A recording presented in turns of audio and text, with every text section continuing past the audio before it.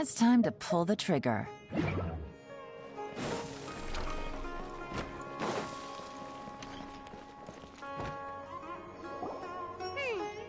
trying to remember. What else did we put on our shopping list? Oh, what a mouth-watering smell.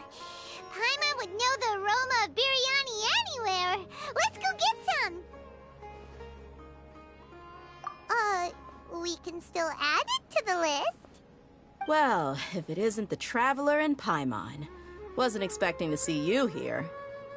Hello there. Oh, it's been quite a while. Huh. So you two are still hanging out together. Dehya, didn't you say last time that you were gonna head back to the desert? I said I was going to resign from being her bodyguard, not that our friendship was over. We're still the best of friends. The Holmayanis also still post jobs from time to time. Their pay is always generous, so me and the other mercs never pass them up. I told Dehya to just stay at our place when she took one of those jobs a few days ago. My parents were delighted. They even said that it always felt like we were missing someone whenever Dehya wasn't around. That sounds like something they would say, all right. They're always so welcoming. Anyway, the job is already taken care of, so I was gonna head back to the brigade as soon as I finished a little shopping. But the master kept insisting, and I ended up staying for another day. You can stay for as many days as you want, Dehya. Father hasn't even gotten around to treating you to his best dishes yet. You know I'm not the kind of person to stay put in one place like that, my lady. Don't worry, though. There'll always be next time. What? She said they'll treat you to the best dishes! Paimon can't believe you can still refuse that! But wait. Didn't you say last time that you would take me on a trip to the desert? Why don't you just take me with you today, when you leave? There are so many places I still haven't visited yet. I'm sorry, my lady, but no can do. There's still a few things I need to take care of back at the brigade. Besides, the desert hasn't exactly been the most peaceful place lately. Oh, come on. Not this again. That's also what you said last time and the time before that. I know, I'm sorry. Just give me some more time, and I promise I'll plan the best trip ever for you. All right, fine. To be perfectly honest, it's not that I wanted to go, it's more like I feel like something is off about you lately. Ever since you first set foot on the estate a few days ago, you've been acting anxious and even paranoid. Have you been delaying our trip because you've run into some kind of trouble? Nah, are you kidding? You're worrying too much. Would you swear on that? Friends shouldn't lie to each other, you know. I wouldn't pry any further if you're willing to swear on what you just said. But if something really is bothering you, then just tell me. You know I'll help you however I can. Oh, looks like Dunyarzad was onto something. You're too perceptive, my lady. Seems I can't hide anything from you. I just thought that nothing good could come out of telling you about the messy happenings of mercenaries. Knowing too much only leads to more trouble. Mercenary life is a dog-eat-dog world where Mora reigns supreme. Everything operates on a completely different set of rules. That doesn't change anything about what I just said, though. We're still friends, and I can only support you if I understand what's bothering you. My lady, you're not gonna stop until you drag it out of me, are ya? All right, I'll share what I know. Let's go somewhere else first. This isn't exactly the best place for a discussion. Okay, let's talk here. Just try not to draw any extra attention. As you may already know, the Eremites have both a lot of mercenaries and a complex organizational structure. Many mercs are no different than me, just going around looking for jobs to earn some mora. My brigade is called the Blazing Beasts. We're not a large group, but every member is loyal and brave. However, not all Eremite brigades are like mine. Some are willing to cross all kinds of lines for the sake of mora. The most notorious is a faction known as Deshret's Relics.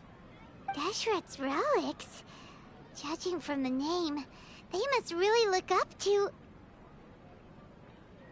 Yep, you got it. I've heard that you've already crossed paths with Ain al-Akmar. They're one of the groups under the Relic's banner. Oh, you mean the group that tried to sell us the Divine Knowledge Capsule? Yeah, they weren't friendly at all. Deshret's Relics is composed of many smaller brigades like Ain al-Akmar. The Relic's headquarters issues orders to all brigades under his control. On any other day, I would want nothing to do with them. Unfortunately, though, the brigade that's stirring up trouble now is none other than Dakan al-Akmar. Dakan? I think it means beard or something. Believe me, it's a really stupid name. I found it insufferable for years. Anyway, the real issue is that Dakan al-Akmar is led by my father, Kusela. Say what now? I think I'm starting to understand your anxiety now. But what did they do? I won't go into details, my lady, but they've been involved in a lot of violent incidents. We're talking hundreds. Hundreds? Yep. The scenes tend to be quite gruesome, too. They strip the victims of all their valuables before murdering them. Not only have they targeted merchant caravans and ordinary citizens, but other mercenary brigades as well. That's beyond terrible. They won't even spare their own kind. I don't know how Deshret's Relic sees it. All I do know is that Dakan al-Akmar has become more and more aggressive over the last few years. If I don't do something about them, then even my brigade or the people of Aru village could become their next target. I just wish I knew what's driven him to do this. Yeah. How can your father do such terrible things? I don't know. People change. He's always been pretty pathetic. But at least in the past, there were still a few lines that he wouldn't cross. That's setting the bar pretty low. I mean, if he was even remotely decent, then why would I have to leave the brigade and cut all ties with him? He was loud and foolish, with no real sense of purpose. Instead of doing anything useful, he spent most of his time drinking and chasing after women. Of course, the other brigade members were just like him. Their ruckus would go on night after night. Sounds like a nightmare. What about your mother? Did she ever step in to stop them? Unfortunately, I never knew my mother. I'm sorry, Dehya. I didn't know. It's all right, my lady. That's pretty common in mercenary circles. Didn't I mention that my father was chasing after women? I was the result of one of those encounters with some random person. He told me that he wasn't sure who my mother was. And in any case, she never came to see me. He'd say, "You'll be fine as long as you remember to stick with Dad." But even then, he left most of the parenting to the brigade. The one thing I do remember is that he used to tell me stories. But the problem was that he had terrible taste. He only knew a few stories, and even those tended to be pretty stale. They were tales of desert warriors defeating dragons in the forest, or stories of mercenaries rescuing princesses from rebel armies. Sounds like your typical fairy tales. More or less, yeah. They were interesting maybe the first or second time around, but after about 20 repeats, they started to get a little dull. He seemed to think those stories were the best things ever, though. He was so into them that he'd call the whole brigade over and make them perform the whole thing as a play. Even the toys he gave me would all be story props. I'd get helmets, shields, and toy swords. It was only much later when I realized that the shows were more for him than they ever were for me. What an interesting guy. Yeah, I've always found him pretty childish. That was something I could just shrug off. I had no reason to despise him. Until I grew up and learned the true face of Deshret's relics for myself. Looting, blackmail, violence, and fraud. They not only accepted such heinous acts, they would even openly boast about them. No one in the brigade was any kind of hero. Instead, my father and his cronies were more like the bad guys that needed to be taken down. Did they really think that as long as they didn't do any of that stuff right in front of me, I would never know? I think I can understand your feelings. The difference between perception and reality must have hit hard. Yeah, but don't worry, my lady. It's all water under the bridge to me now. I had a huge argument with my father and left that place behind for good. I'm not investigating them due to any bitter feelings I still have towards my father. I just want to protect those that are close to me. Yeah, I told the boys to gather as much information as they could. Most of the reports concern violent incidents, but there's also some talk of smuggling. I see. But isn't this investigation incredibly dangerous? It is, but every mercenary lives life on the edge. It's a lifestyle that I enjoy.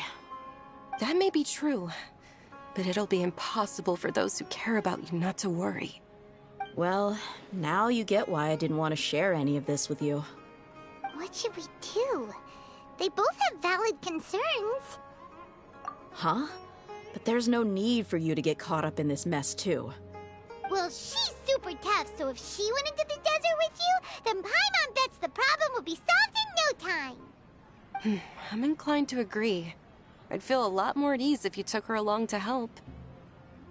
I'll wait for news from you in the city until then. Please, stay safe. I'm honored that you care so much for me, my lady.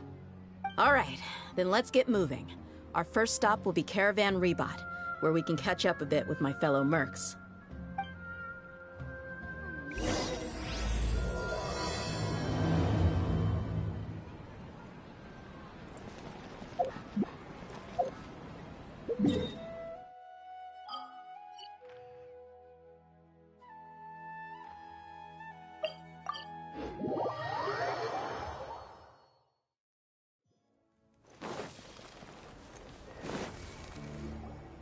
Hey, Dehya, you're back. Are these two friends of yours? Oh? So you've already become like one of us, then? Anyway, since we've got a newcomer, let me fill you in on what the Khan al-Ahmar's been up to. They've become extremely aggressive. Apparently, even their own now have become acceptable targets. They even attack other relics brigades, just the same as any other mercenary brigade. Even the most ferocious beasts still protect their own. But it sounds like they've thrown that straight to the wind. That's right. Once they've collected enough loot off the other mercenaries, they sell it off to a different brigade, or turn to merchants on the black market. A portion of their profits is immediately exchanged for more food and weaponry to be used in their next violent operation. That's terrible! Yeah, and it really makes you wonder why they're so desperate for Mora. A few days ago, Isham and I trailed them for a while, and even disguised ourselves as merchants to conduct trade with them. We were able to learn a few things from the exchange. Rather than saying they're out to plunder and hoard Mora, it'd probably be more accurate to say that they're experiencing an internal power struggle. Wait, a power struggle? You heard me right. The vast majority of their victims are mercenaries from the other brigades of Deshret's relics. If their only goal is Mora, they could have gone after anybody. The targeted nature of their attacks points to a power struggle between the different brigades within the relics. That's the only plausible explanation we have. Unfortunately, we weren't able to find out anything more specific. It seems they're also trying to keep things under wraps. Oh, one last thing we discovered was that over the past few years, as the Khan al-Ahmar became more and more active, Deshret's relics as a whole became a lot weaker. It sounds mighty strange to me, too. Harun, you can leave the rest of the investigation to us. Gotta say, though, I didn't expect you to go on a whole undercover mission during the few days I was gone. Sounds like you were really putting your necks on the line, no? Nah, it was nothing. We're just as concerned about the situation as you are. The Khan al-Ahmar is your father's crew, after all. What he said. Besides, Dehya, haven't you done more dangerous things than all of us combined? What we did is nothing compared to your experiences. Yeah. And while they went to talk with Dakan al-Akmar, I took a look at the last camp they attacked. Any survivors of the attack were already long gone. There was nothing of value left in the camp. Ah, Hisham and Khalaf. You're here too. We rushed over as soon as we saw you come into Caravan Ribat. Although this new friend of yours looks a little green behind the ears, I'm sensing a special vibe from her. Now that we know you'll have a capable partner with you, we can also rest easy. Hey, what about Paimon? Feel anything special? Oh, you're also planning to tag along with them? Of course! Paimon is the traveler's most important guide. Wherever she goes, Paimon will follow. Oh. In that case, then you'd better take care of her too, Dehya. Don't underestimate Paimon! Don't worry about her. She may look tiny and helpless, but she's been through just as many battles as the traveler here. Even if she had only survived on sheer luck, then that alone would still make her quite formidable. I had no idea. I guess I shouldn't judge by appearances. Oh, one other thing, Dehya. When you're free, why don't you update the deputy about your upcoming schedule? We held another recruitment event a few days ago, but everyone only came to see the Flame Mane. You weren't around at the time, so people were pretty disappointed to only find our crew of rough, unkempt guys. The deputy put a lot of effort into the event, but it was basically for nothing. Only a few people chose to stay, and that really got to him. Sorry to hear that. I'll be sure to bring him some great liquor next time. I left in a hurry and I couldn't make it back in time for the event. Gotta admit, I can understand their disappointment, though. You're our brigade's main selling point, after all. Now, if only the deputy could figure out a way to bring a few more smoking hot members into our ranks. Keep dreaming. Remember the last time I invited a couple gals into the brigade? You all just froze up with your mouths gaping like a bunch of scarecrows. The awkward silence and weird expressions left quite the impression on them. They were originally interested in joining us, but after that, they both told me they were too uncomfortable to stick around. Hey, didn't we agree to never bring that up again? Huh? Wait, are you serious? Why have I never heard about this? I don't think you were part of the brigade yet. Are you kidding me? I missed a once-in-a-lifetime moment like that and you weren't even gonna tell me? All right. We can tell you about it later. Now's not... Hey, don't you try to change the subject. You and Hisham get your butts over here and tell me everything right now. Are they always like this? More or less. There aren't many rules or graces when it comes to mercenaries. We're used to just speaking our minds. If someone starts getting under your skin, you just yell right back at them. And if that doesn't put an end to it, then you just challenge them to a fight. But we also don't tend to take many things too seriously. Being direct and getting it all out of your system as soon as things come up is better than keeping everything bottled up, never talking about it. That's also why I never spare their feelings when I talk to them. If I want to laugh, I'll laugh. If I'm angry, then I'll unload on them. It's hard to stop once you get used to it. Though, I can never do that when I'm with the Homayanis. Hey, knuckleheads! Can you at least tell me the rest of the intel before you go back to your bickering? Yeah, you hear her, Holloff?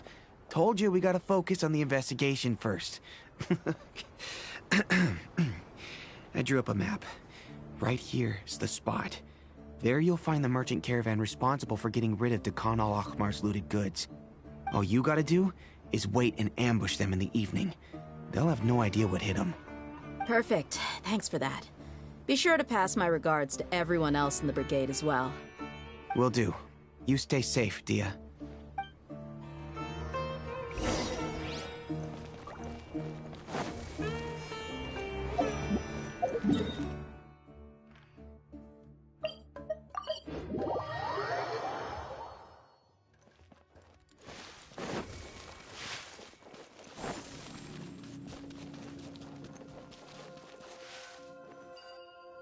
This should be the place. Let's find a spot to hide and bide our time. It's gonna come down to a fight one way or another. so let's all be careful. No need to worry. She knows her way around a fight. I'm not worried about that. What I meant is that we probably shouldn't go too hard on the enemy. After all, we still need to get information out of them.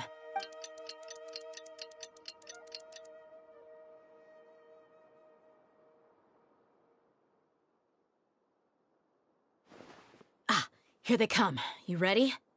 Let's not give them a chance to react and end this quickly.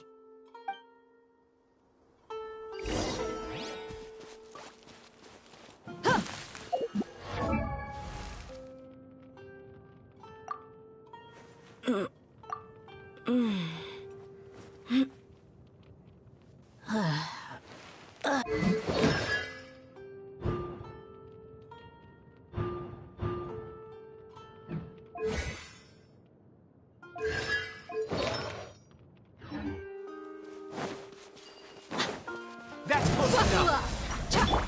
Into the wind!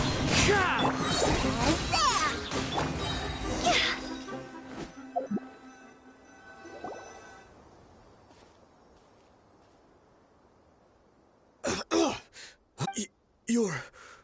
the Flame Mane. Good. That saves me an introduction. All right, time for a little talk. Are you buddies with Dakana Lakmar now? Tell me, what are they after? You know the code of being a mercenary just like everyone else. The first rule is to never divulge key information about our employer. What makes you think I'd talk? That might have worked on an amateur, but I know you're just looking to protect your reputation. Think about it, though. What's your reputation worth if you won't have the other tools you need to succeed in this line of work? Tools like, I don't know, your limbs or eyes? You've got 5 seconds. You might want to think twice about how much your employer's information is worth to you. Whoa! I'm not joking around. We can do this the easy way or the painful way. 2 seconds! I'll save you the trouble.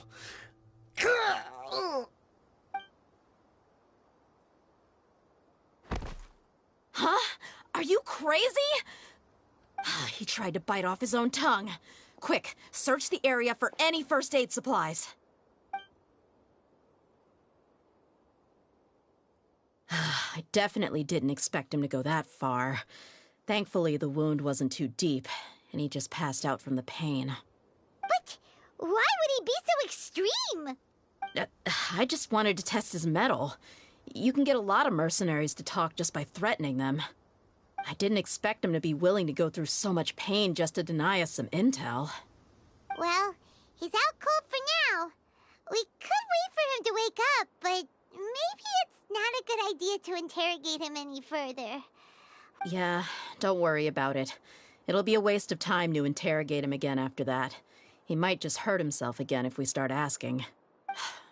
There are lots of goods around here. Let's search the area. Maybe we'll be able to find something. I'm really sorry.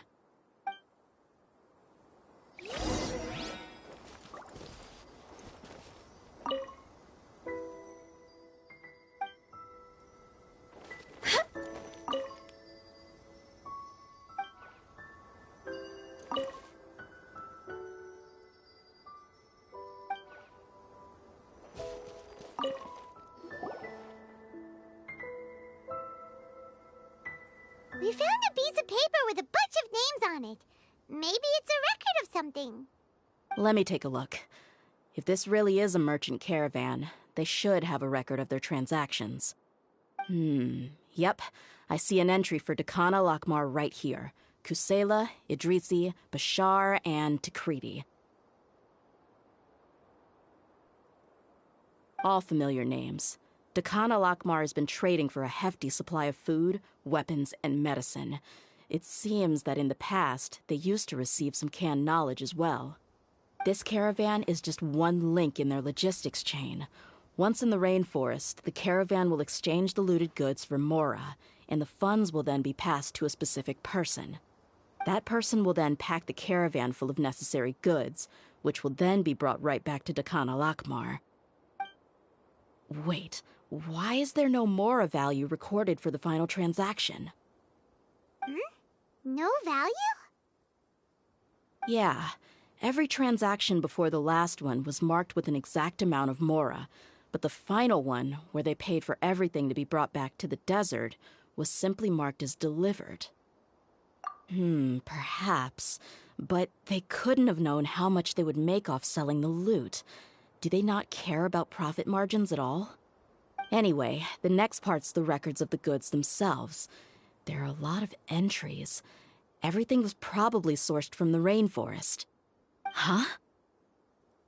What's wrong? Shazamon Homayani? Homayani? You mean Dunyarzad's family? Could it just be another family with the same last name? I'd be surprised to find someone with the exact same first and last name. Shazamon Homayani is Dunyarzad's father, and the head of the Homayani family.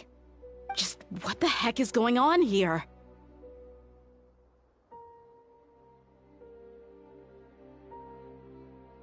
I'm sorry, you're right. I'll consider what we found and not jump to conclusions just yet. But what this piece of paper confirms is that the Homayani family has been providing goods to Dakana Lakmar. What if the Homayanis have been kept in the dark and don't know they've been trading with Dakana Lakmar? That's a possibility, but if that was the case, why is this caravan specifically named Shazamon as their person of contact? They could have just as easily bought goods such as food and medicine directly from Caravan Ribat or Port Ormos.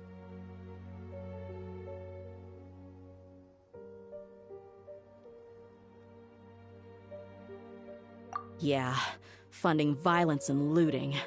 The brigade gets the goods, and he is paid the proceeds from the sale of the loot. But why would he do something like this? It's not like the Homayanis are in need of money. I honestly have no idea. I've been to their estate many times, and I've never noticed anything suspicious. The only potentially large expenditure I could think of would be the treatment costs for Dunyarzad's Elazar. Maybe they borrowed a lot of mora in the past? But that's still just a speculation. I don't think the Master would stoop so low to make mora. You're probably right. I know my lady's personality, and she wouldn't deliberately keep something like this from us. But what should we do now? All we found is just another mystery. If you ask me, we already have no choice but to confront her about this. I'm not worried. It's too early to make a verdict yet. I still have faith in the Homayanis. Let's go find my lady again. We'll tell her everything and see if she's willing to lend us her support. If we're lucky, we can not only figure out the mystery of this paper, but also follow the trail of breadcrumbs to the people responsible at Dakana Lakmar. Dehya, are you sure this is the best decision? What if instead of getting the help we need, we just end up revealing everything we've discovered to the enemy? I've considered that possibility, but even still, I want to tell her what we found. I think I owe her that much. True friendship is built on trust. She showed genuine concern for me when we first brought up the topic. I can't repay her kindness with doubt and suspicion. That's not how I deal with people. You're right.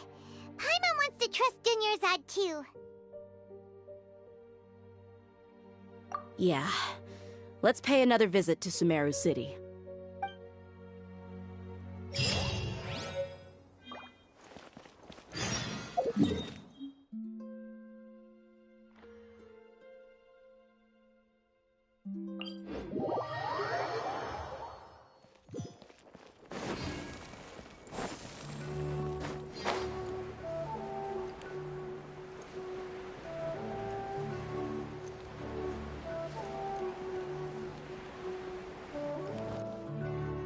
We're back, my lady.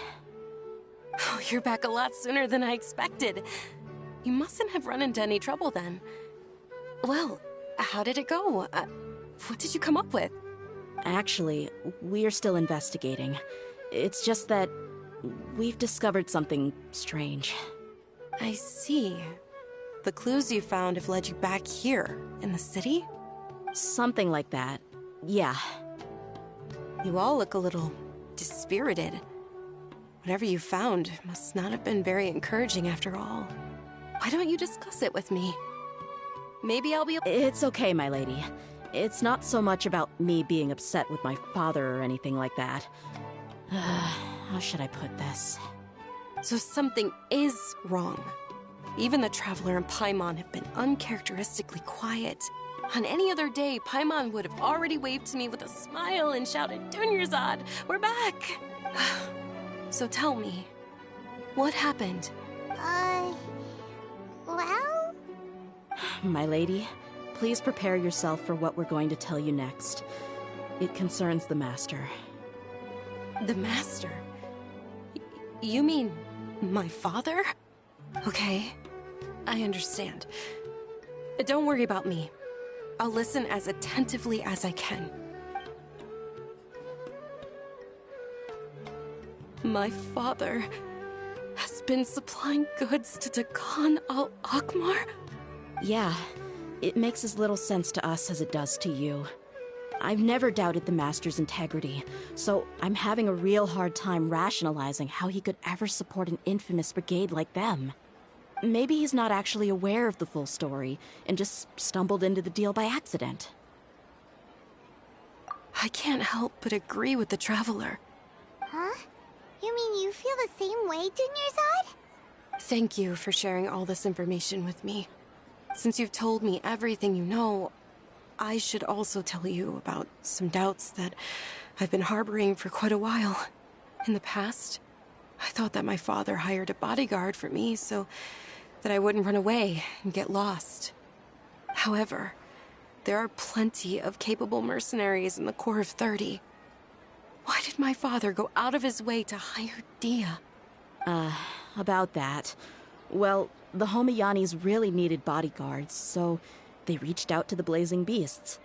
Later, the Master told me that I was one of the best mercenaries he'd ever seen, and that I should stick around to become one of his bodyguards. He offered me a pile of mora, so I just signed on. Well, but that didn't really answer my question. Just think about it. Why did my father specifically reach out to the Blazing Beasts? Maybe the Corps of 30 just didn't have anyone available, or maybe someone recommended us. I've never given it too much thought. I think I get what you're saying. You'd think none of this was a coincidence. Precisely. At first glance, nothing seems strange or out of place. But there are many parts of the story that, if my father had always been in contact with Dakan al-Akmar, then it would make sense for him to bring Dehya into our house. You mean the goal all along was to get Dehya to be your bodyguard? No, that's too much of a stretch. I cut all ties with my father a long time ago. He has no control over my life anymore. But that still doesn't rule out the possibility that your father has still been trying to influence your life without you knowing. So, the Master was not likely an innocent victim in all of this?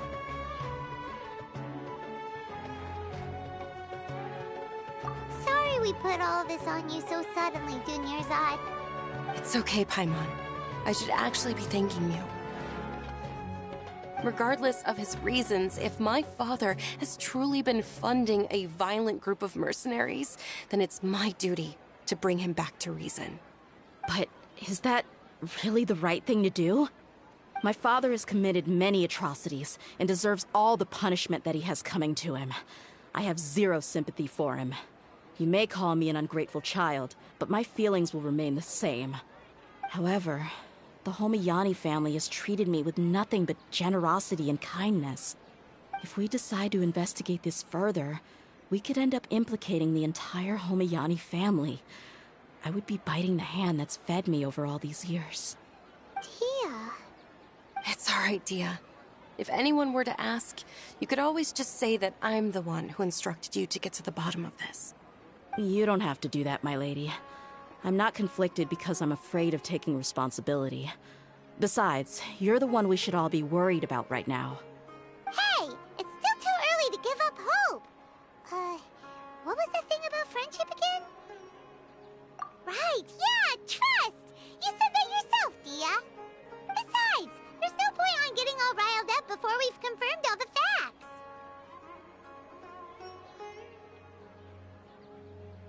Thank you, everyone. That makes a lot of sense. I guess I should always remember the trust that I've placed in people. In which case, my lady, could you ask the Master to come out and have a chat with us? Sure thing. I also hope he'll be able to give us a logical explanation. Let's meet at the usual place then. Usual place? Ah, right!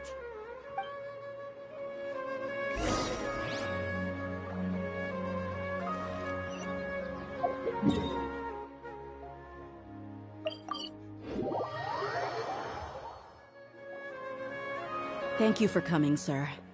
Please allow me to introduce these two. This is the Traveler, and next to her is her travel companion, Paimon. Ah, yes. My daughter has mentioned them from time to time. It's a privilege to finally meet them in person. But we may skip all the pleasantries for now. What is the important matter you wish to discuss with me today? Well, we wanted to bring this transaction record to your attention. There's something on this record that we're all pretty curious about. So, that's what you found? Huh. Seems like I can't keep everything from you much longer. If you wouldn't mind, we'd like an explanation. Well, it's a long and difficult story. And to be perfectly honest, I'm not sure if I'm doing the right thing. What I do know, though, Dehya, is that the truth will bring you no solace. If anything, it will likely cause you a great amount of anguish. Wait, me? Yes.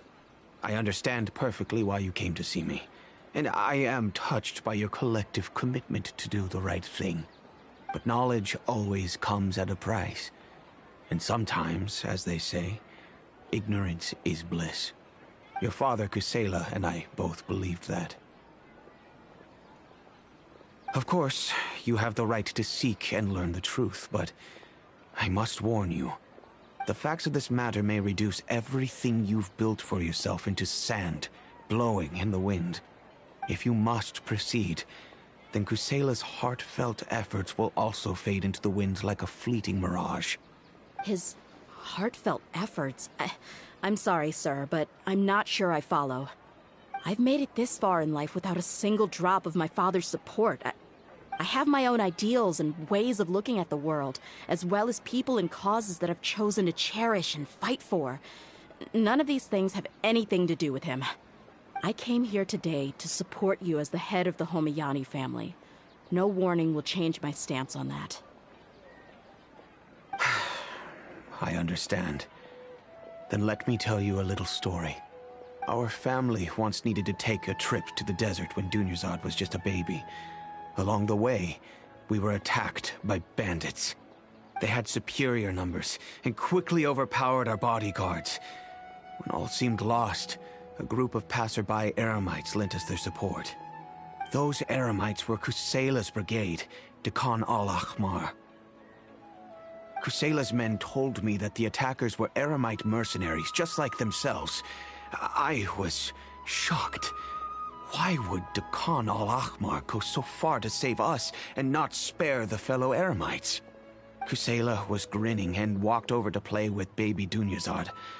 She was startled by his unfamiliar face and nearly started crying. Really? I never knew. He said that he had no particular reason to help us. He just took pity on us because he had a daughter about the same age. We started talking about our children, and I sensed that he was a devoted father. To repay his kindness, I hired his brigade to help out at our estate for a time, and offered everyone generous remuneration. So, that's what happened. It was many years before I saw him again. I almost didn't recognize him the next time he came knocking on my door. The man I knew to be strong and healthy had been reduced to a shell of himself. He couldn't even walk anymore without his cane. So, what happened to him? He was perfectly fine when I left the brigade. I'm not too sure myself. The only thing that didn't change was his cheery disposition. He said there was absolutely nothing to worry about, and that he had gotten into a fight. That was all. He then suddenly asked me if Dunyarzad, now that she had grown, would need a bodyguard of her own. At the time, Dunyarzad was going through a particularly severe bout of her Elazar. There was no need for her to have a bodyguard when she could barely leave the house. But he kept coming back to the topic.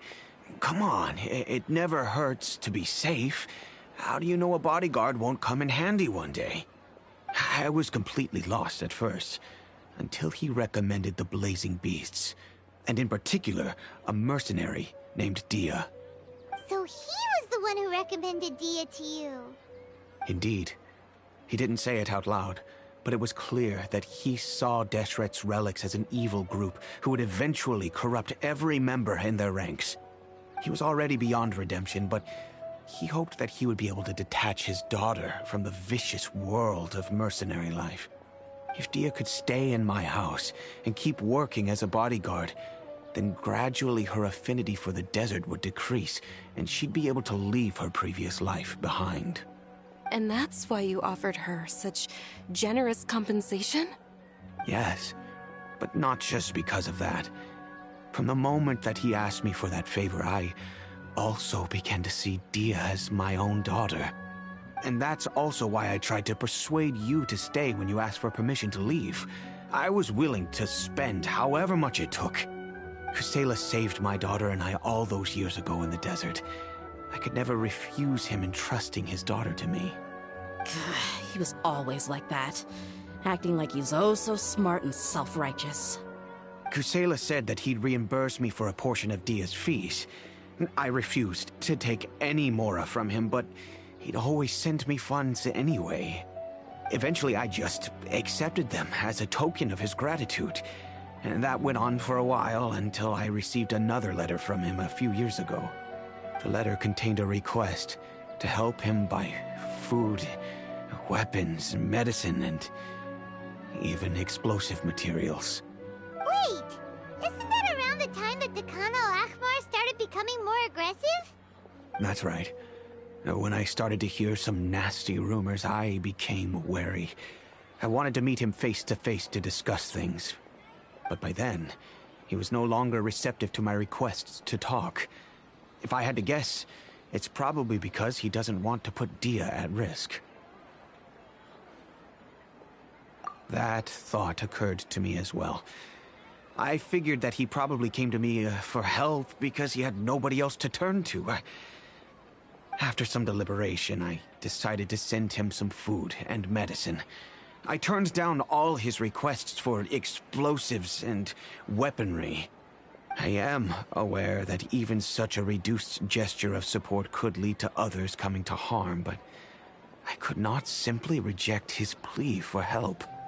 In the end, it probably was the wrong decision.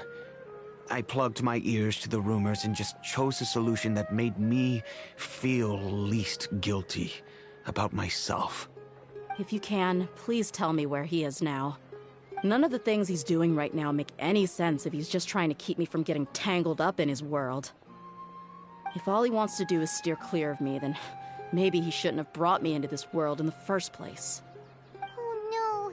Dehya, please don't feel that way. I'm just angry because I can't wrap my head around any of his actions. Another way? I don't know. I knew him, and he was nothing more than a childish brute. I can't understand what's going through his head. But I guess you do have a point.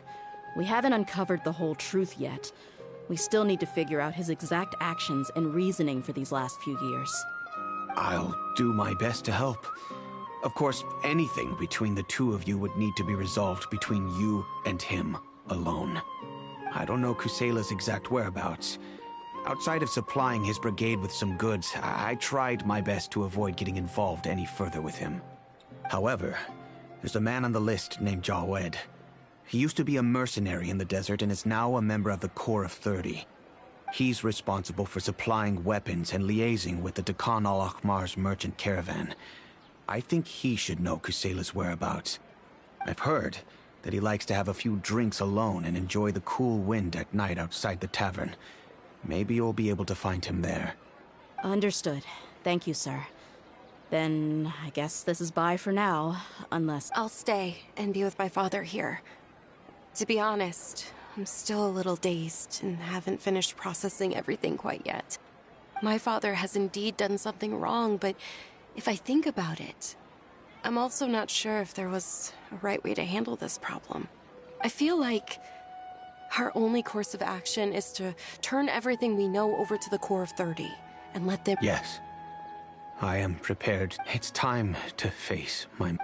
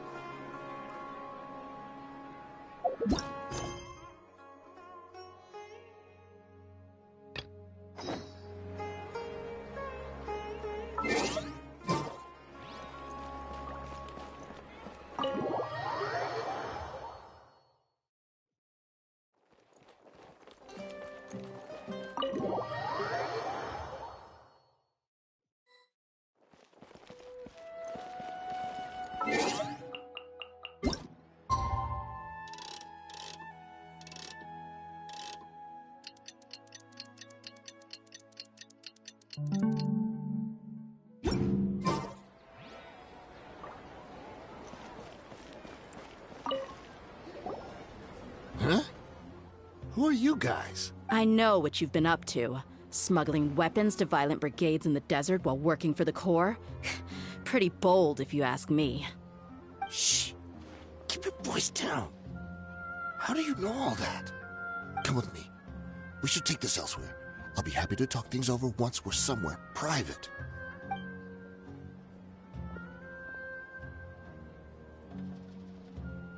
This place should do. All right. Back to my question. How did you all know about me? Don't worry about that for now. You know what kind of punishment you'll face once we report you to the Corps, I assume. Wait. There's no need to jump the gun. Let's talk this out. What are your terms? So what's in it for you anyway, Mora? Well, I was a little tight on money at the time, and Kusela took good care of me in the past. I weighed it in my mind, and I couldn't find a reason to turn the opportunity down. I wouldn't only be helping my benefactor, but I could also make some quick Mora. Let me tell you how it is. We're investigating Dekhan al-Akmar, and we're gonna put an end to their operations. If you provide some help for us, then we might just put in a good word later to reduce the terms of your punishment. Hey, why don't we discuss this a little first? Listen, I made quite a bit of Mora from my last run. You just give me a number, and I'm sure we can... Shut it. My patience is running out. You should know when a mercenary is after something other than money. All right, sheesh. But you gotta promise you'll put in some nice words for me later. They're always on the move. Here's the spot they were at the last time I made my delivery to the desert. Feel free to go have a look. I'm just telling you, though, it's not on me if they're not there anymore. Sure. And then you can forget about any nice words from us. Hey, come on. Now you're just being unreasonable. Really? And how do I know you're not leading us straight into a trap? Don't forget, you're the one with no bargaining chips. All right, I get it. Why don't you go take a look, and if they're not there anymore, I'll try to figure out something else for y'all. Now that's more like it. Let's move. And as for you, try to stick around the city until we get back. You don't want us to call the folks from the Corps and have them drag you back to the city.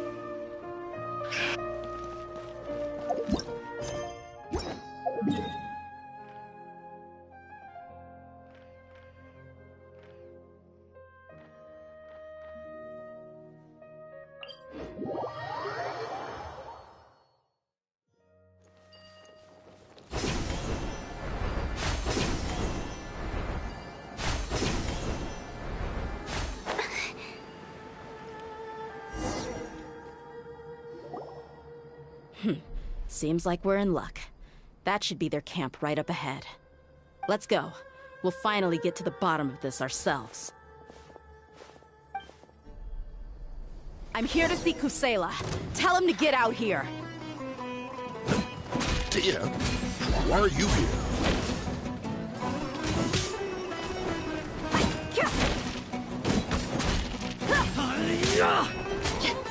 Take that! Take that!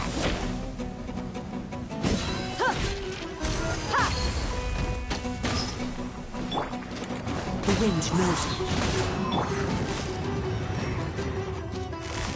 Quietly now. Busted. Haven't you all done enough? Oh, so are you also here to stop us? Stay out of this. It's got nothing to do with you.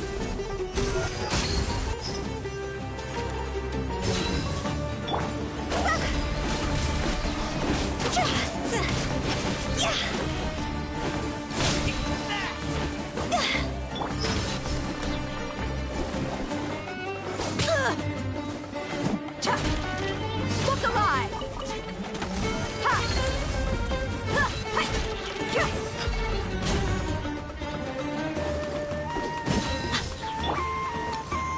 One with nature.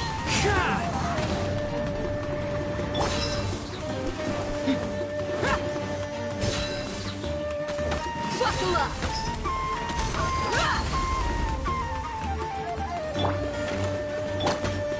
Into the wind.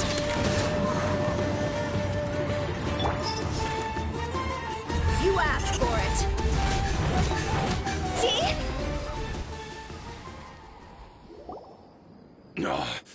She's so strong. Enough fighting. We all know each other, and I don't want to take things too far. Just bring Kusela to me. There's no use hiding him anymore. Did you understand a single word I just said? Or do I need to bash your skull in some more? All right, everyone, let's all just calm down for a second. Dehya, the boss can't come out and see you anymore. He died a long time ago. What? Seems like you've been out of the loop for a while. Guess that's for the best, though. At least, that's what the old man wanted. When did he die? What happened to him? A few years ago, Kusela broke up Dakan al-Ahmar and went to the Deshret's Relics headquarters by himself. So is that when you guys started acting up? We would prefer to call it taking revenge. Every last person in Deshret's Relics must pay in blood for what they did. Let me start from the beginning. Dehya, do you know how the head of the Relics maintained order internally? Overwhelming strength and unquestionable authority? Those were a part of it, yes. But just those on their own weren't enough. They had another tool at their disposal. They called it a person's record. Regardless of whether they joined by their own will or were coerced, every person in Deshret's Relics were forced to leave a record of themselves at headquarters. Whether it be their deepest sin, some unforgivable act, or their most immoral exploit, the record served both as a symbol of loyalty and the perfect material for blackmail. That's precisely it. Every one of us have a record. Me, Bashar, Tikriti, and all the boys who grew up with Dehya and ended up joining our ranks. But you, Dehya, you were never asked to provide a record, were you? I never even knew this was a requirement. You were probably the only person in all of Deshret's Relics who didn't know about it. Ever since you were born, Boss had been trying to shield you from this organization's sinister rules. Not only that, but he also banned all of us from committing any nefarious acts. He said he'd take care of the dues we had to pay regularly to headquarters. But in the end, he was just an ordinary person. What could he do? He was forced to go to headquarters again and again to account for missed dues and incomplete records. He'd come up with all kinds of excuses and get beaten up as a result. We all knew he was doing that for you. He wanted to get you out of this world, no matter what it took. And that's why he became a shell of himself and couldn't walk without a cane. Wait, but that doesn't make any sense. I didn't know about any of this, and I'd never seen him get injured or beaten. Because you were too young at the time. How would you ever tell between wounds from a beating and wounds from battle? When you left home after that final argument with him, he seemed to age by a decade overnight. Even his hair went gray. So, even the blazing beasts were... Yep. It was all his doing. Had he not arranged them to come to you, you probably would have been reduced to a pulp before you ever left the desert. A few years ago, Boss said he needed to make another trip to headquarters. He was already pretty weak then, and we all assumed he was going to get beaten again. I suggested that he hand the role of leadership over to me, but he said there was no longer any need, since the Khan al-Ahmar would soon be no more. His words made no sense to me, but that night, we heard that a massive fire tore through headquarters and razed everyone's records to ash. Everyone gained their freedom that night. Many members fled, not just from our ranks, but from the other brigades as well. But how could we leave with a clear conscience? All of us who knew exactly what had happened. The boss can't have just died for nothing. Those heartless jerks at headquarters took him from us. From that point on, the sole purpose of the Khan al-Ahmar became revenge. The big fire that Boss started was quite a blow to headquarters' strength. It's given us the opportunity to launch our attack. Even though we're outnumbered, we vowed to see our revenge through to the very end. There were people from headquarters who changed their names and went into hiding. Some fled to other brigades, and others escaped to the rainforest. But we won't let any of them escape our wrath. They'll all pay for what they've done. We've suffered plenty of losses as well. To keep going, we need an enormous amount of supplies, from food and medicine to weaponry and explosives.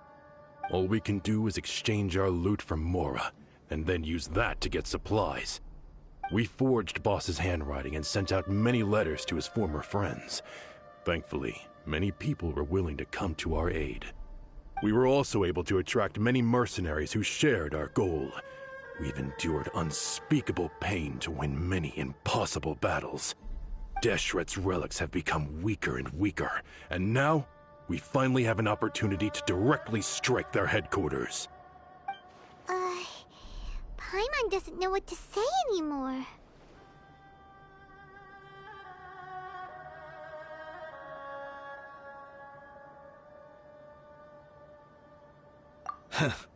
We do know right from wrong, but we were sinners from the very beginning. We do not deserve the freedom that the boss won for us with his life. Boss always loved his old-fashioned hero stories. Those tales about sacrificing yourself to save the world. We used to always laugh at him for it. But in the end, he really went and lived those stories out himself. As for me, I never considered myself a hero. We're all the lowest of the low. We have no right to even imagine such an existence. But maybe those hero stories he liked foreshadowed everything that was to come. The spirit of the hero touched all those he had saved, and more people joined his cause. Maybe we were all just acting along with the play in the beginning. But as we acted the parts and recited the lines, we were drawn in. And now, we want to see the story through to the end. I'm sorry, Dehya. I know you always found us insufferable ever since you were young. Just think of this as a madman ranting. I'll go with you. Huh? Dehya? You wanna go with them? I grew up with these guys, and I know they're not bad people. It's just that some situations get so bad that it's difficult to tell good from evil. All I know is that Deshret's relics must be destroyed. Furthermore, I want to go see the place for myself. I want to know if my father is still there. I know you don't want to get involved in this, so there's no need for you to tag along. I can do this on my own.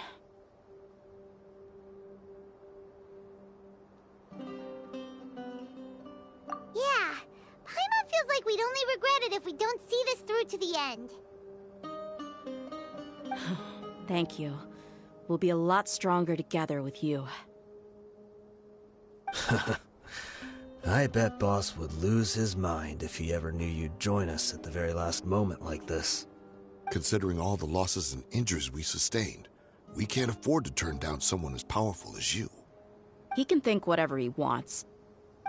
But the fact is, I owe him this much.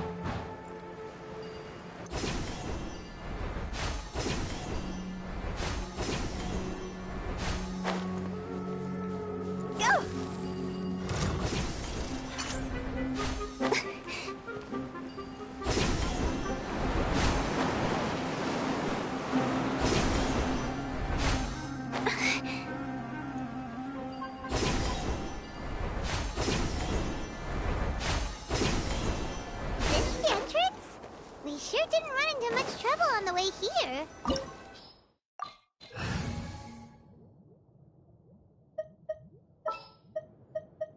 Everything's ready. Let's go!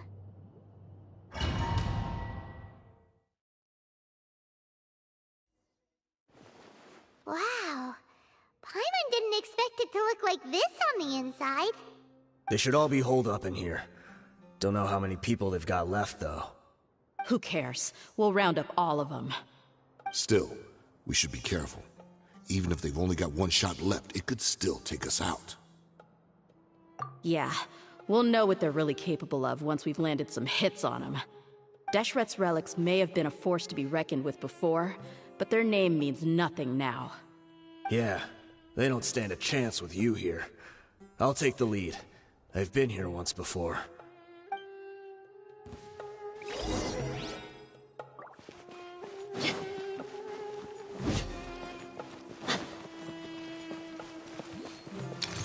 Happy to oblige.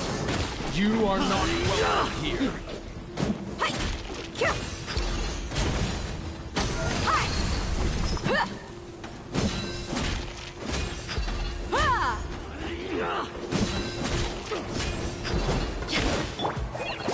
I'll be back. What's this? Take that! I'll Look alive!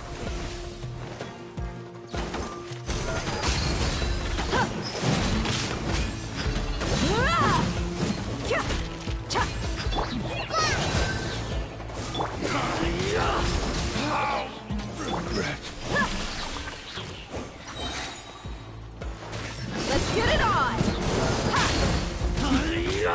You're dead meat! need.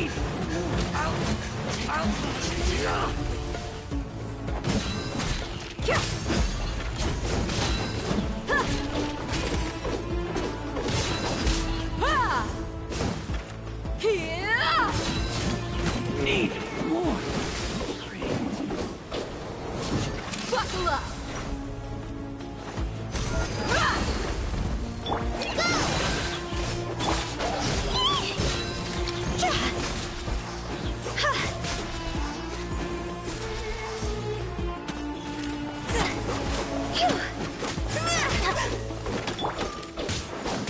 Look alive!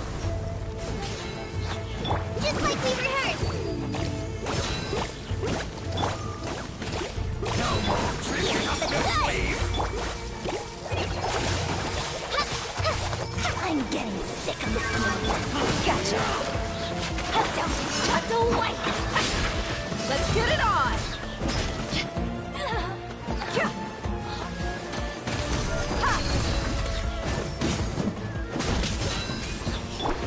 Quietly now. This way, follow me. We're almost there. Wait,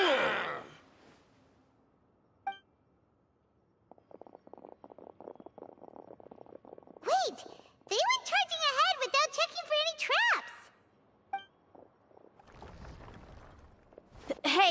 You guys okay?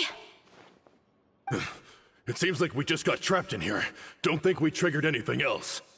Watch out, the enemy's coming from ahead! Well, now that things have come to this, seems we'll have to fight our way through. Don't worry about us. We knew something like this could happen. Go and take a look around. There could still be another way through.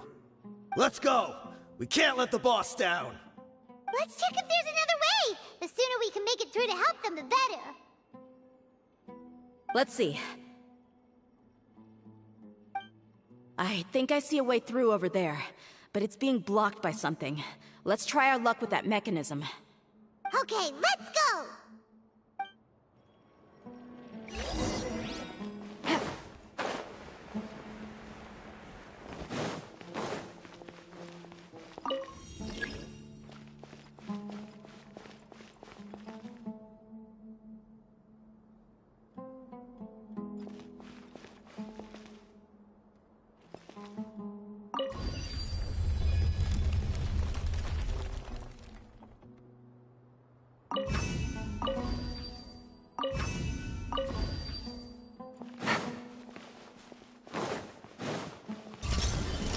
Busted. Look alive!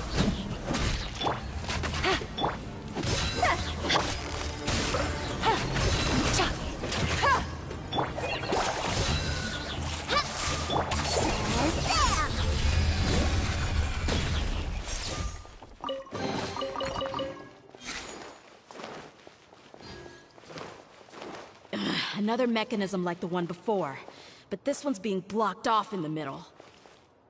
We just need to adjust it a little.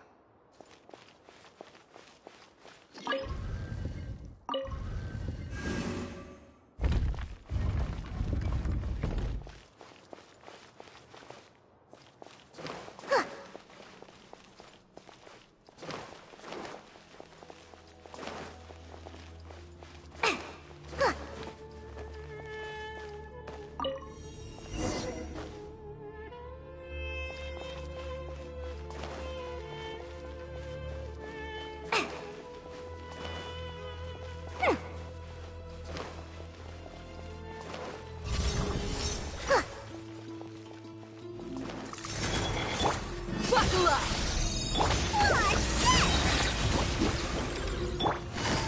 Gotcha. Here comes the catch.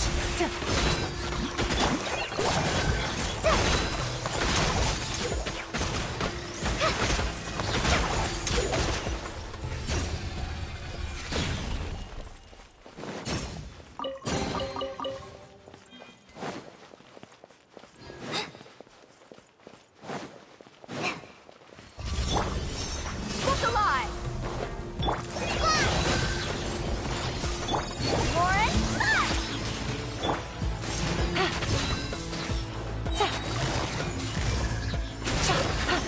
Try this on the side!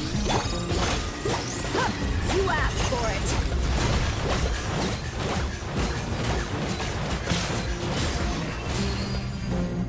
What's this? Let's sweeten the deal!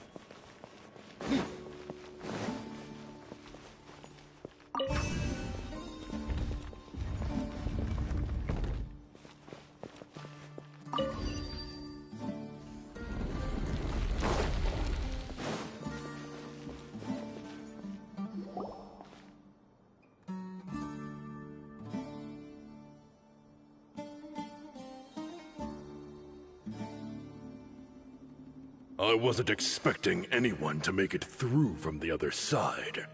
But as a desert dweller, I suppose we should be used to our folks defying all expectations.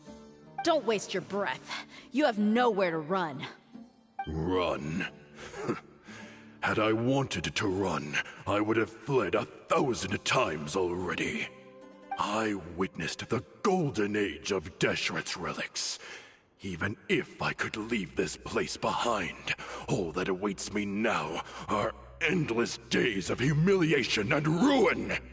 Even now, my brothers and I still believe in one thing.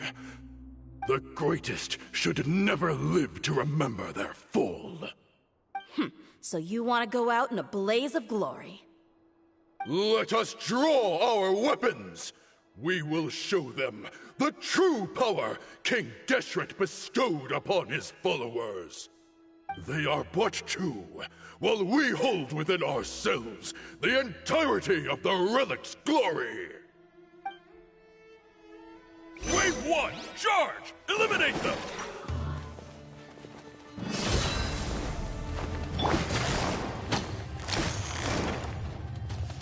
Quietly now.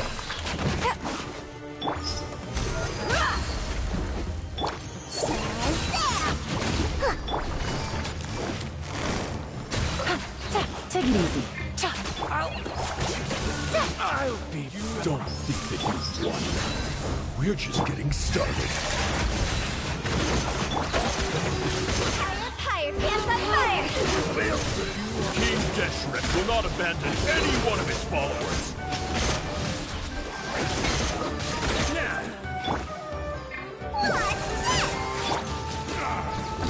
Look alive! Here's what we've got. Take that! Gotcha. Now you're testing my patience. Let's end this now. I will. You're dead meat! Brothers! This is where we prove our faith. You all just want to die? None of us plan to leave this place alive!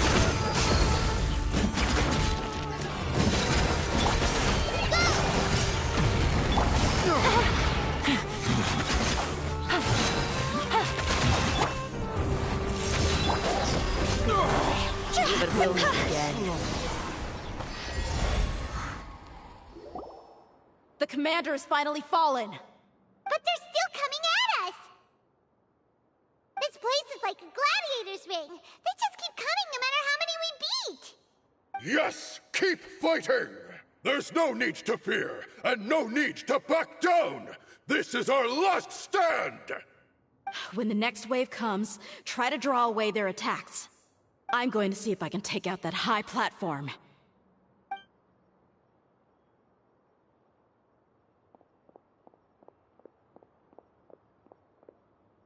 Get out of my way! Come and face me, Michel! So they've broken through the front as well. Apologies, Lord Michal. They fight like absolute madmen!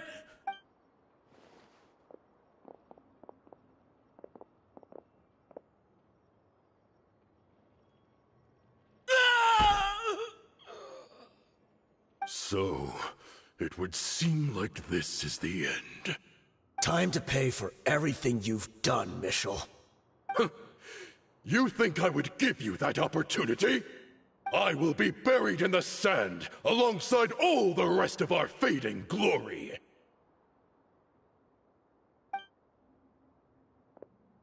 Hey, wait!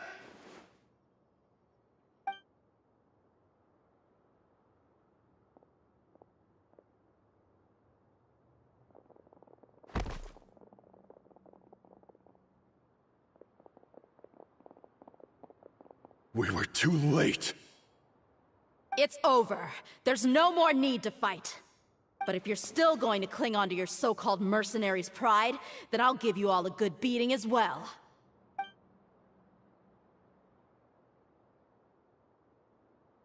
Hey, Dehya! I found the mechanism. I'll get you all back up here right away. Let's go.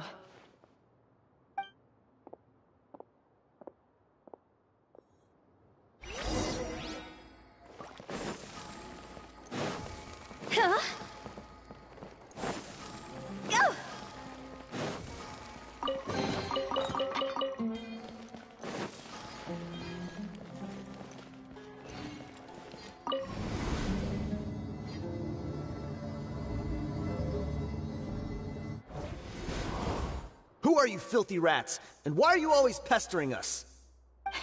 You call yourself a member of the infamous Deshret's relics, and you still can't even tell who's made it all the way to your headquarters? Who knows what intent a bunch of rats may have? We try to catch a couple, and you all just show up on the other side instead. How are we supposed to figure out what you're after? Hey, have you ever heard of a man by the name of Kusela? Why would I know? It's not like I'm in charge or anything. This is your last chance to talk. Hey, I said I don't know anything. I'm just an average member here. I'm telling the truth. If you're here to find someone, why don't you look through the records yourselves? Who can remember every name and face with so many people coming in and out every day?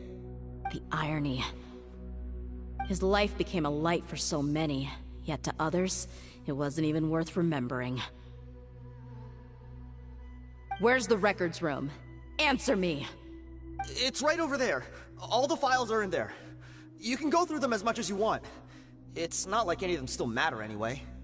I mean the old records room. The old records room?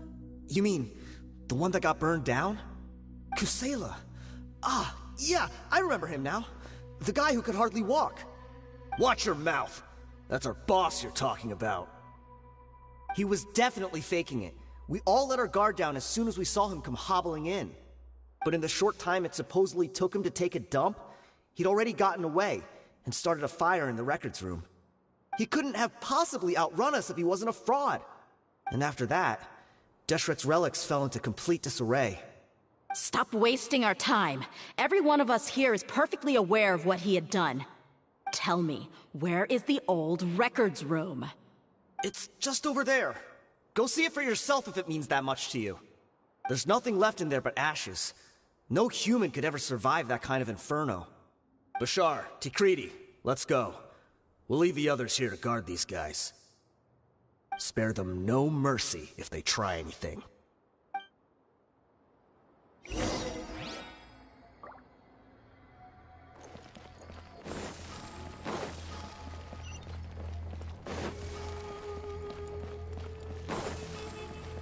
Huh?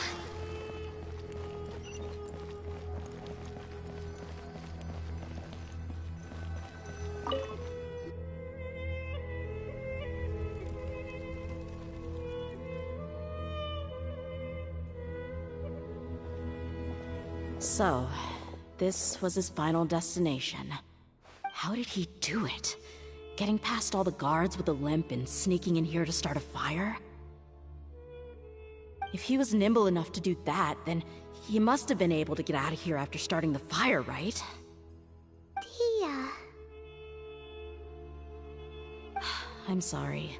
I know it's just wishful thinking. Let's look around. Maybe we can find something that's been left behind.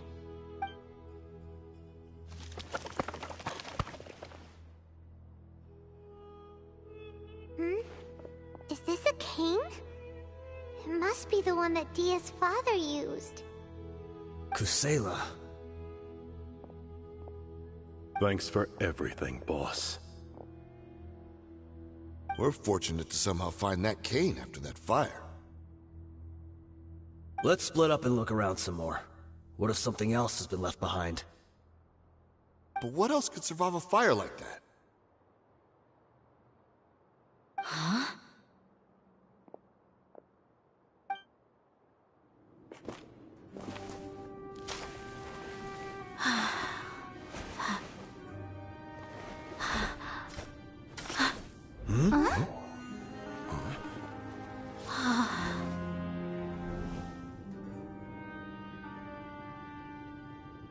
Thought so.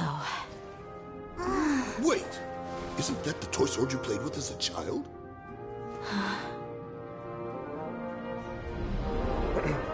The dragon is no more, for Princess Dehya has slain it. Its head now hangs above the city gates. Her bravery has brought eternal peace and prosperity to us all. Dehya, come on. This is the most important line. You can do it. But Dehya, you defeated the dragon. Everyone's waiting for your speech. Still too shy, huh? All right, I'll do it. I hereby proclaim our victory. Evil shall plague us no more!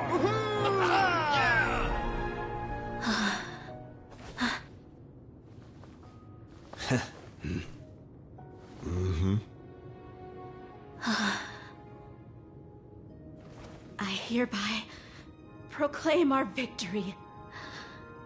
Evil shall plague us no more, Dad.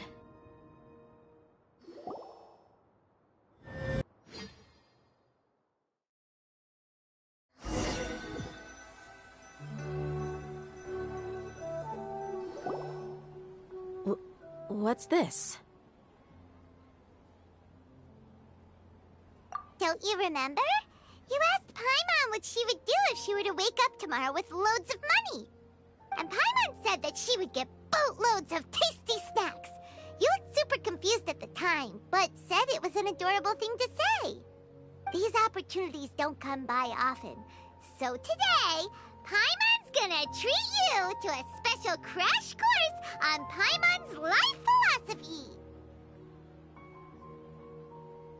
Hey, come on! Paimon's not that stingy. Anyway, the point is that you should eat to your heart's content. You'll feel better for sure once you've gotten something in your tummy. Junior Azad will also be here shortly. She's already heard that we're back. Aw, thanks, you two. Honestly, this is very unlike me. I just had a lot on my mind on our way back, so I didn't know what to say. My chest was filled with all kinds of intense emotions. They just shook me even more than all the feelings we've shared during our previous adventures. But when everything came to an end, those emotions also vanished without a trace, and I was left feeling more empty than ever before. It was as if I'd lost the thing that was most important to me. Yeah, you're right. To many mercenaries, Mora is the most important thing in the world. But perhaps to us, it's the most worthless thing of all. Idrisi and the others all used to say that they would quit if there was no Mora to be had. But when it came to avenging my father, there was no Mora to be made anywhere. My reality shattered when I found out that the father who always told me hero stories was in fact a bad guy. But look at me now. Am I any different? Despite all my promises about never forgiving him and never trying to understand him, I still went to such lengths to find out the truth, and nearly even shed tears for his sake. We're hypocrites, all of us. Yeah, you're right.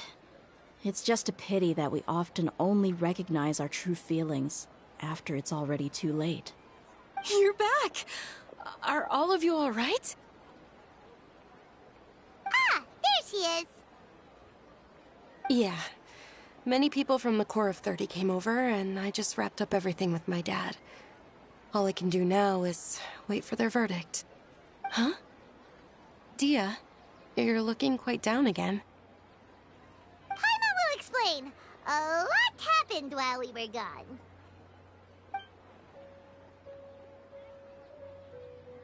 I'm sorry. I really should have controlled my emotions better. I just... It's all right, my lady. You were hurt by all of this as well. Truth be told, I'm starting to feel a little guilty watching you cry like this. But Dehya, your pain must be even worse. You shouldn't need to comfort me. Hey, don't worry about me. If anything, this whole thing has finally shown me the difference between illusion and reality.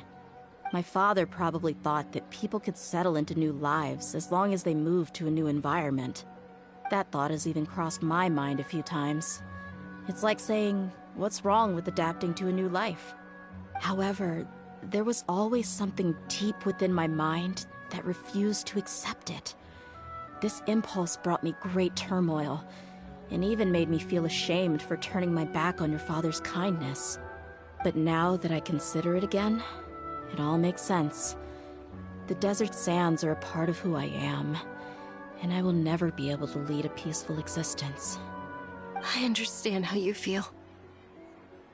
That doesn't mean I won't be making any changes to my life, though. As an example, I'm now thinking about taking on some small odd jobs. It's just like Idrisi said. I also want to catch up to my father and become a character in his play. Even if the ending of the story may be childish and ridiculous, it won't really matter. Isn't that neat, though? Oh, you'll be a whole new kind of mercenary, one that's not out for Mora. Why don't we go for a change of scenery once we finish eating? What about stopping by the Grand Bazaar again? Right. You said you wanted to get a rug for your family. We'll come along too. I can't thank you enough for taking care of me this entire time.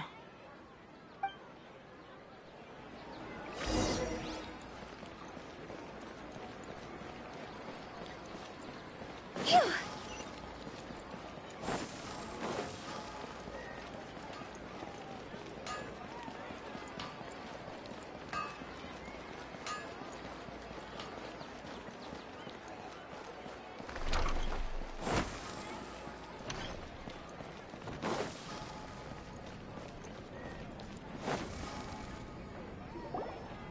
Oh, this rug here is quite something.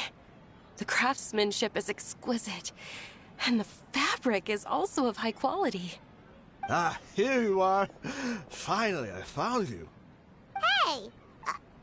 Aren't you that mercenary who bit his tongue? You can still talk?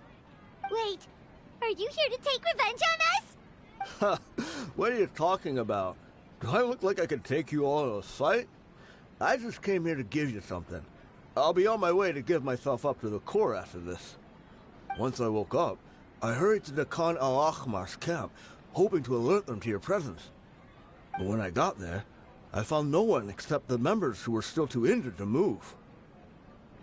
Ah, so you probably got there after us. Yeah, they told me that they had exacted their revenge, and everyone had turned themselves in to the authorities.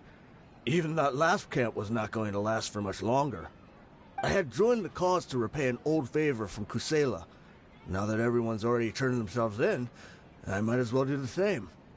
One of the injured members gave this box to me, and told me that it contained some of the old man's last possessions. Everything left in the camp will get confiscated, so I figured I should get this to you before the Corps could get their hands on it. Thank you. No worries. We are all just living our own truths. There's no need to comment or judge anyone for it. So this box contains everything that Dehya's father left behind. Huh. It feels lighter than expected. Well, back in the day, the first thing he did with any Mora was spend it on things like drinks and meat. But let's see what's inside. What's this? It's just a bunch of junk. Ugh, it kinda stinks. Perhaps it's just been left unopened for too long. A handwritten copy of a storybook. The paper's already yellowed, and it looks like it's about to fall apart. It was against the Academia's rules to possess books for personal use. If he was going to break that rule, he could have at least copied something useful. That probably means this was really important to him. And here are a few bags of children's snacks. The packaging's completely deteriorated. Maybe that's where the smell was coming from. Did he get those for you? Yeah, but here's the thing, though. Even when I was a child, I was never a fan of these kinds of snacks. He'd always say that he got them for me, but in the end, he always ate more than I ever did. Who even leaves snacks in a box like this anyway? Isn't that just common sense? Forget it. Let me see what else is in here. A razor, some buttons, some round iron tiles, a wooden toy puppet, a wool scarf, which from the looks of it probably belonged to a woman, and a hair clip? I'm suddenly feeling a little scared. I'm sorry, my lady, but this is just the kind of man he was. He probably saw this box as some kind of personal trash heap and dumped any and everything in there. 2 empty liquor bottles. Tell me, you guys, are these the kinds of things that a normal person would leave behind? Huh? There's something in the bottle! Oh, you're right. All right, I got it out. It seems to be a piece of paper with some writing on it. The bottom part's all damaged from moisture, though. Let's hope the writing didn't smudge. I was suddenly seized with an urge to write a letter after finishing this bottle. I just folded it up and left it in the bottle, though. If I end up forgetting about it, to Dehya... It's a letter for me? It's all right. I'll just read it out. If he went to the trouble of writing a letter, there must have been some important things that he wanted to say. Or at least record down. My condition's becoming worse and worse. Can't even walk without a cane anymore, much less go out and have fun. Guess I don't have many days left.